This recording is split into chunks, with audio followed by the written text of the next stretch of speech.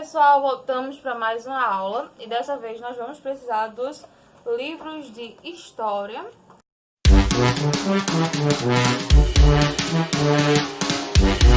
E a gente vai estudar aí a página 37 até a página 40. No assunto de hoje, a gente vai estudar um pouquinho sobre o que a gente viu na semana passada. A gente vai entrar no assunto que a gente viu semana passada. Como assim? Na semana passada, a gente estudou um pouco sobre o Tratado de Tordesilhas, que foi uma linha imaginária que dividiu o país, que dividiu os territórios, metade para Portugal e a outra metade para a Espanha, para que não houvesse briga entre essas duas nações. Então, a gente vai estudar o que é que Portugal fez para conseguir colonizar, para conseguir explorar o território que ele tinha conseguido, o território brasileiro da parte de Portugal, certo? E ele conseguiu através das capitanias hereditárias, que é o que a gente vai estar estudando hoje. Então, vamos aí para a página 37 para a gente começar aí a nossa aula. Devido à pirataria de outras nações europeias, o rei de Portugal precisava ocupar e colonizar o Brasil, mas isso custava muito caro. Portugal não tinha recursos, então criou-se um sistema de colonização que não obrigasse a gastar muito dinheiro. Dom João III, que era o rei de Portugal, ele decidiu adotar o regime de capitanias hereditárias. Ele dividiu o Brasil em 15 lotes doados a 12 donatários, escolhidos entre pessoas importantes, que eram militares, fidalgos ou funcionários da administração colonial da colônia, que era Brasil, que se encarregariam de garantir a posse das terras e explorá-las, pagando a Portugal parte dos lucros obtidos. Então, a forma que ele encontrou foi as capitanias hereditárias. Então, o que ele fez? Ele dividiu a parte de terra que ele tinha do Brasil em 15 lotes de terra, e cada lote de terra ficou conhecido como capitania hereditária. A pessoa que recebia essa terra, ela é conhecida como donatário. Então, foram 15 pedaços de terra para 12 donatários. Alguns tinham mais de uma capitania, então eles teriam que estar cuidando dela para que gerasse lucro e esse lucro fosse mandado novamente para Portugal, certo? Então, com a divisão de terras, o rei de Portugal transferiu os gastos com a colonização para os nobres que exploraram a terra com recursos próprios. Então, eles mesmos faziam essa gerenciação aí do que eles iam fazer e tudo isso com os recursos deles. Portugal não interferia em nada, ele ganhava um pedaço de terra e ele tinha que fazer render lá os lucros para que fosse enviado para Portugal. Aqui nessa imagem, na página 37, a gente tem as 15 capitanias hereditárias e a gente tem o nome dos donatários. Então, vocês dão uma olhadinha aí no nome de cada capitania e no nome de cada donatário dessa capitania, certo? Aí a gente passa para a página 38. Na página 38, a gente continua com a leitura do nosso texto, que diz assim: os 15 lotes de terra eram chamados de capitanias hereditárias porque tinham caráter vitalício, ou seja, podiam passar de pai para o filho mais velho como uma herança. Então, quando eles recebiam essa terra, eles não tinham outra pessoa para assumir. Quem iria assumir depois seria o filho mais velho. No caso, o pai de vocês tinha esse pedaço de terra e vocês são o filho mais velho. Então, ele passava a terra para vocês, depois vocês passariam para o filho mais velho de vocês e assim, esse pedaço de terra sempre ficaria dentro da família de vocês. Não iria mudar, era uma coisa vitalícia. Por isso que era capitanias hereditárias. Hereditárias aí vem da palavra herança, certo? Porém, o sistema de capitanias hereditárias não deu bons resultados. Muitos donatários não se interessaram pelas terras que receberam e outros não tinham recursos suficientes para colonizar suas capitanias, que sofriam ataques dos indígenas e dos franceses. São Vicente prosperou devido à lavoura de cana-de-açúcar e à criação de gado. Pernambuco desenvolveu-se em relação do cultivo da cana-de-açúcar, que encontrou na região boas condições para o seu desenvolvimento. Então, essa forma que ele encontrou de estar gerando lucro não deu muito certo. As capitanias hereditárias não funcionaram porque alguns donatários eles não se interessaram por aquele pedaço de terra e outros não tinham como estar colonizando, eles não tinham recursos para isso.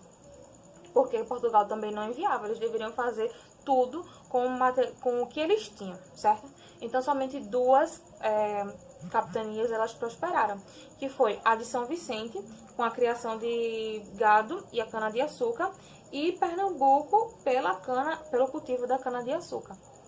E eles tiveram isso porque o solo era fértil, porque eles tinham condições de estar investindo. As outras não funcionaram, somente essas duas que realmente deram frutos que chegou a Portugal. Outras capitanias, entretanto, sofreram por não conseguir um solo tão fértil e mais do que as duas que prosperaram com isolamento em relação à coroa.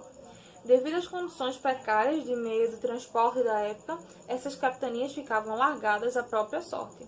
Para se ter uma ideia, uma viagem da Bahia até Lisboa, lá em Portugal, durava em média 2 meses, tempo longo demais para solicitar qualquer ajuda. Então, se eles precisassem de alguma coisa, eles teriam que enviar para Portugal, para ver se Portugal aprovaria e mandaria de novo. Então, eles perderiam 4 meses, para 2 meses de ida e 2 meses de volta. Então, era um processo demorado. E muitas vezes, quando eles retornavam com a resposta, já não tinha mais condições para tentar ajeitar ali. Então, era uma coisa que não estava dando certo, desde os recursos que faltavam a tentar procurar ajuda por causa da distância. Apesar dessas dificuldades, as capitanias lançaram a base da colonização.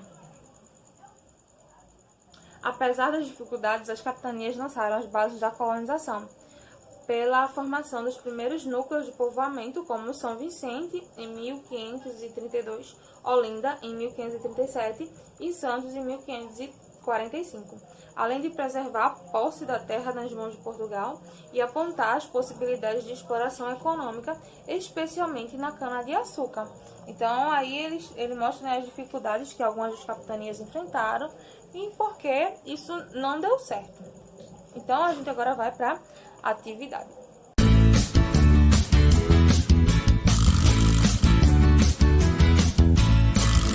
A primeira questão diz assim: ligue cada donatário à sua capitania. A gente tem o nome de 4 capitanias e 4 donatários. Vocês vão fazer a relação aí. Tá em dúvida? Olha na outra página para saber qual a capitania que corresponde a cada donatário.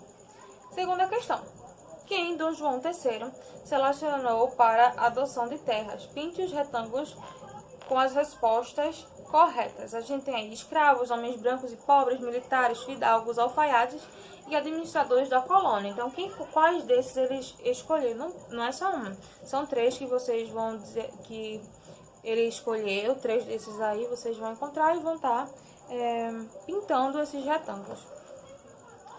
Terceira questão, já na página 39, diz assim: em relação às capitanias, o que significa o caráter vitalício? Ele quer saber o que significa esse termo. Eu expliquei a vocês que vem de uma palavrinha aí que vai passando, é como se fosse uma herança. Então, vocês aí vão estar explicando o que significa esse caráter vitalício.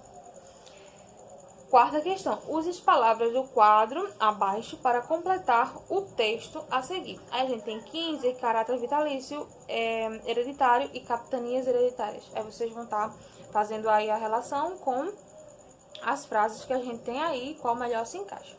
Quinta questão: organize as letras e descubra o nome das 2 capitanias que prosperaram. A gente viu que 2 capitanias elas prosperaram porque elas tinham solo fértil, porque o donatário tinha condições de manter aquilo ali. Aí vocês vão estar desembaralhando essas letrinhas aí e vão estar identificando quais são essas capitanias. Sexta questão: complete as informações a seguir. Rei que decidiu adotar o regime das capitanias hereditárias. Qual o nome desse rei? Como se chamava as pessoas que eram favorecidas com essas capitanias? Qual era o nome que se dava à pessoa que era responsável pela capitania hereditária? Quantidade de capitanias hereditárias, quantas? Ele lá catalogou quantos pedaços de terra para dar para cada donatário. E cargos ou títulos das pessoas importantes escolhidas para serem donatários das capitanias hereditárias. Para ser donatário, teria que ter alguns cargos. Vocês vão identificar quais são esses cargos que tem aí no texto também. Sétima questão: vai circular de vermelho os motivos que não permitiram a prosperidade das capitanias hereditárias. O que é que foi que não deu certo aí? Quais foram os motivos que fez com que não ocorresse, que essas capitanias não tivessem sucesso? Aí a gente passa para a nossa última página, que é a página 40, que diz assim: dada as linhas do mapa do Brasil, aponte as capitanias. A gente tem o Brasil aqui e as linhazinhas, vocês vão estar fazendo a relação com a primeira capitania que tem aí no mapa até a última, certo? Então vocês vão estar fazendo essa relação.